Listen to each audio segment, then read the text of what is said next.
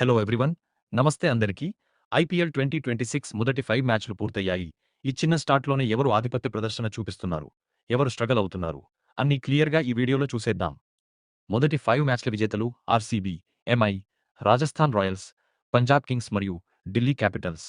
Start నుంచే tournament చాలా ఇంట్రెస్టింగ్‌గా మారింది. పాయింట్స్ టేబుల్ ఇలా ఉంది.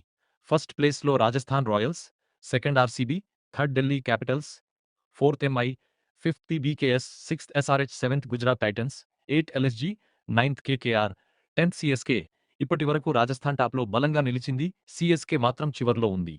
బ్యాటింగ్‌లో top players Ryan Rickelton 81 runs, Ishan Kishan 80, Rohit Sharma 78, Cooper Connolly 72, Sameer Rizvi 70. ఇవాల్టి ఫామ్ చూస్తే ఈ సీజన్ ఫుల్ రన్స్ ఫీస్ట్ అనిపిస్తోంది.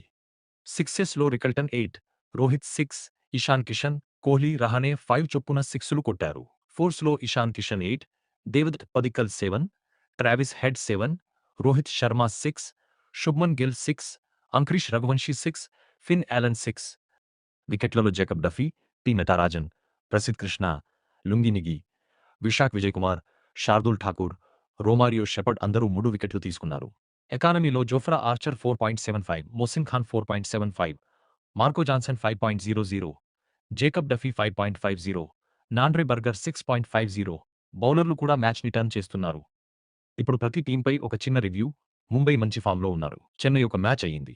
ఇప్పుడే జడ్జ్ చేయలేము, కానీ బ్యాటింగ్ స్ట్రాంగ్గా ఉంది. బౌలింగ్లో వీక్నెస్లు ఉన్నాయి. ఆర్సీబీ బ్యాలెన్స్ టీమ్గా మంచి కాన్ఫిడెన్స్తో ఆడుతున్నారు.